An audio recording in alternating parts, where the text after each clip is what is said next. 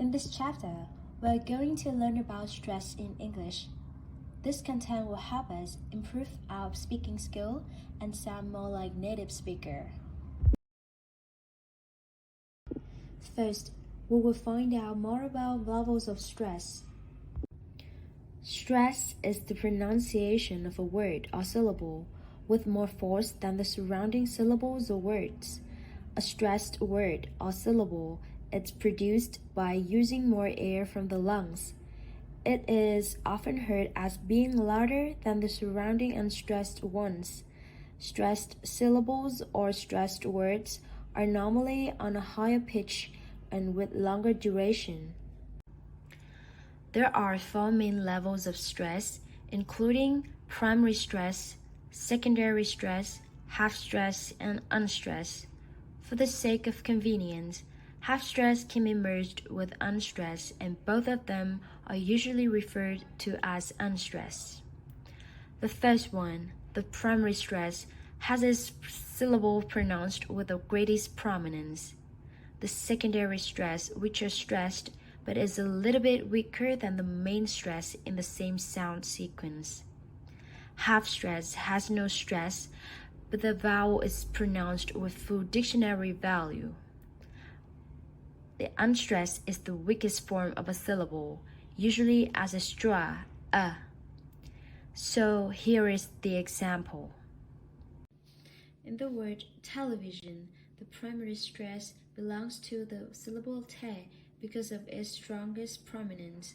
The half stress is the syllable li with full vowel, and the syllable v, it's a little bit weaker than the main stress, so it is the secondary stress, and the last one is unstressed. The bold capital letters represent the primary stress, or our first level of stress, as you see here. The capital letters but regular font represent the secondary stress, or level 2. And the lowercase letters represent the unstressed syllables, or those words that you cut, reduce, or rush through. That's stress level 3.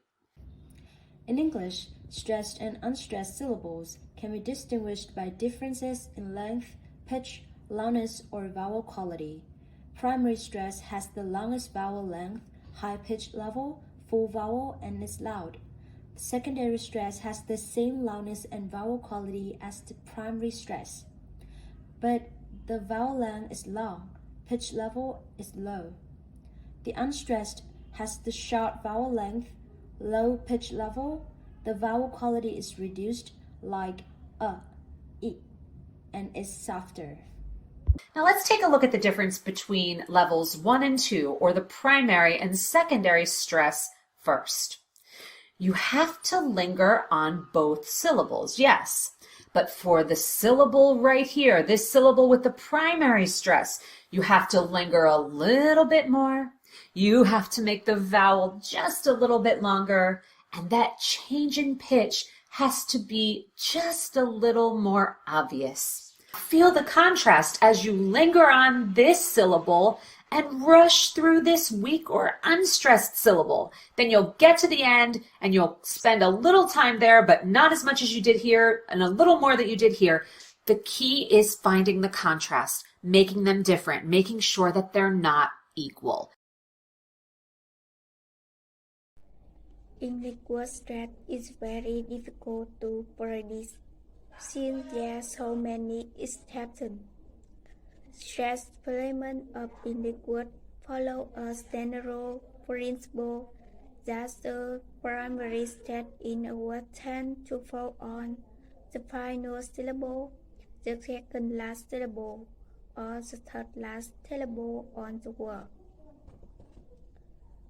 Firstly, stress pattern on simple words or derivative words. A single word form, either simple or derivative form, may have the primary stress on the initial syllable, the middle syllable, or the final syllable, depending on which word class it is and which component is combined with. In most two-syllable noun and adjective, the primary stress fall on the first syllable. For example, happy, present, water, angry. Rule number 1 for word stress. Many nouns and adjectives consisting of 2 syllables stress the first syllable. Here are some examples. First of all, nouns. Monday, city, music, laptop, country, and some adjectives. Easy, happy, modern, open. Native English noun and adjective having 2 syllables takes the penultimate stress, whereas the main stress of 2 syllable verb is the ultimate. The rule is always true for the verb ending in s, such as create, donate, relate.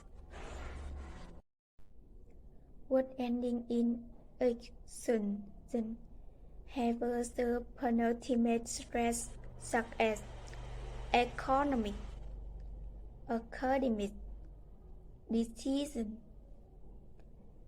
environmental, location.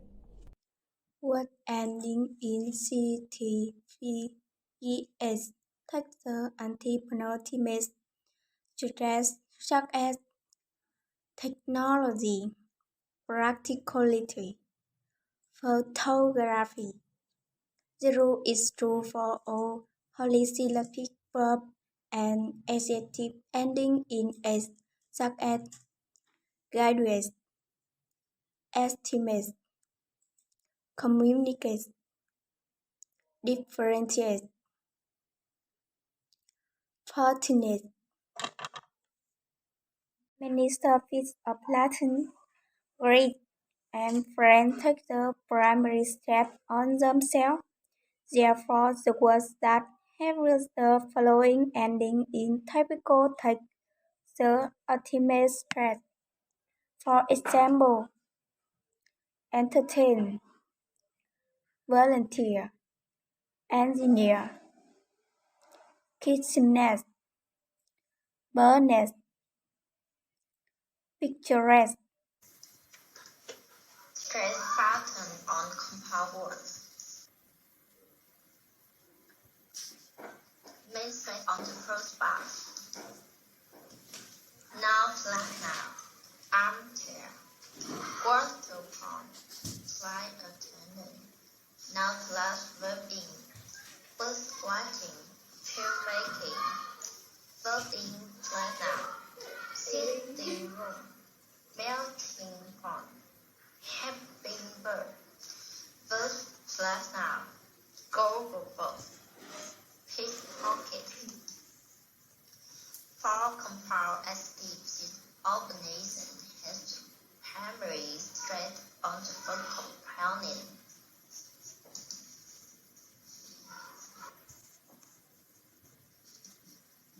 Compound adjectives usually written as one word.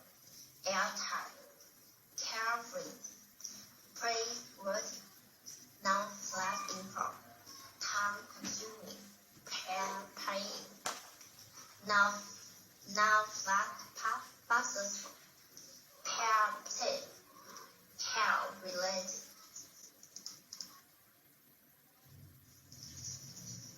Please stress on the second part. Active flat nouns. If take, part pose, can to find. Active flat verbing. Go for warming, can do hitting. Soft landing, pass forward, flat now, lost, partly, controverted, elected, inverted, market.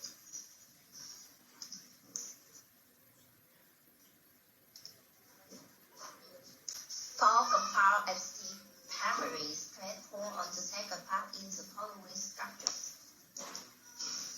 flat at 6 plus 3 plus 3. No square. I see flat now. Long term. From left. F of R at 6 flat passes fully. Full. Growth. Long time. F of R at 6 flat improv. Is going. Hard working. Rule number 5 for word stress. Compound nouns. Compound nouns, just like the nouns in rule number 1, are usually stressed on the first syllable. Remember, compound nouns are nouns created out of 2 nouns at the end. Let's have a look at some examples. Football. It's not football, but football. Stress on the first syllable. More examples. Boyfriend, girlfriend, car, post office, toothbrush, chopsticks, headache, lunchtime, and many more. Compound adjectives. Those are adjectives put together to form a new adjective with a new meaning. Often they have a little hyphen in between. Those adjectives are usually stressed on the second syllable, second word. Here are some examples. Hard-working, part-time, long distance, well-behaved. Hello, my name is Cheese. Today I am going to talk about weak form and strong form. In English, there are certain words that can be pronounced in 2 ways, known as the weak form and strong form.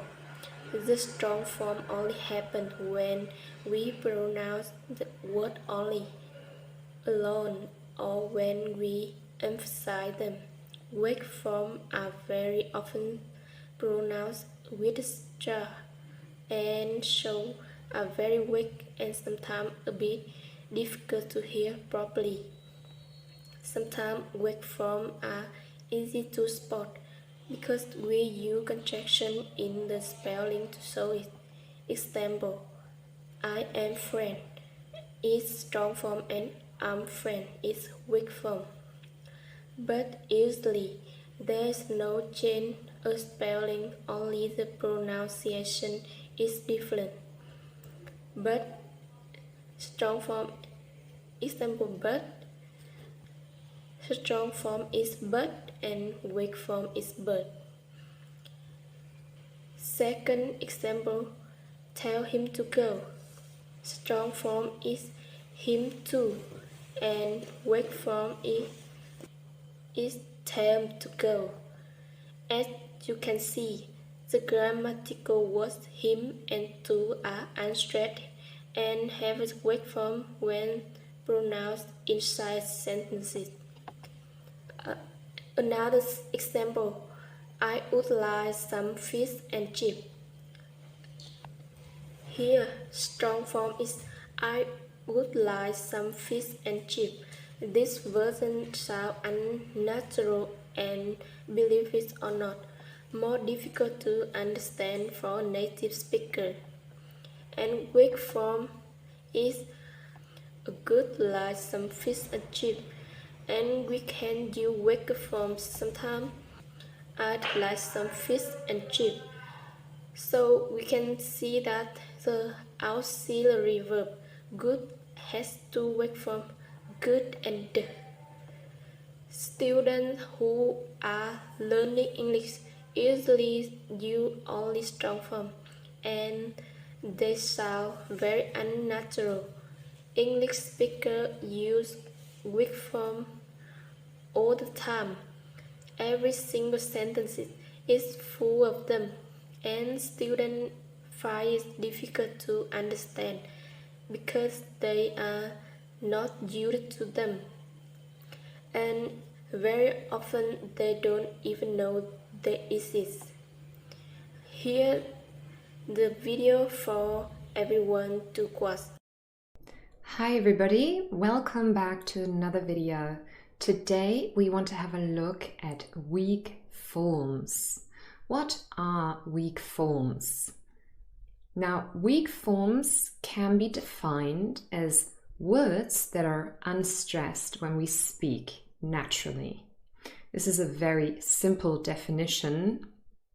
To be a little bit more specific, weak forms are really sounds in syllables that are unstressed. And we call this usually connected speech. Connected speech is when we speak naturally, at natural speed. Now, because these sounds in the syllables are unstressed, as a result, the vowel sound is reduced, and it is reduced to a short vowel sound, and very often it is reduced to a schwa sound. And remember, the schwa sound is simply a, and this is also a short vowel sound. Stress is important for the English pronunciation.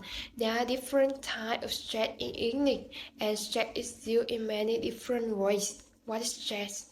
Stress means that you pronounce some syllable more strongly than others. More strongly means you pronounce this syllable more loudly, more clearly, more slowly. Pronouncing sentences stress correctly will make a difference to the English pronunciation. Let's start by looking at sentences in more detail.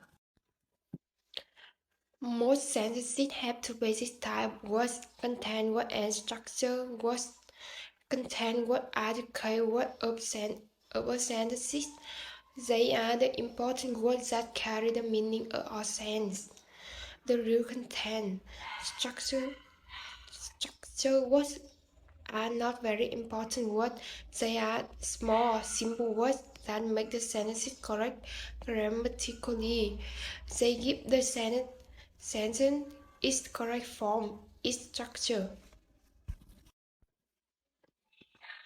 If you remove the structure word from a sentence, you will probably still understand the sentence. If you remove the content word from a sentence, you will not understand the sentence. The sentence has no sense or meaning.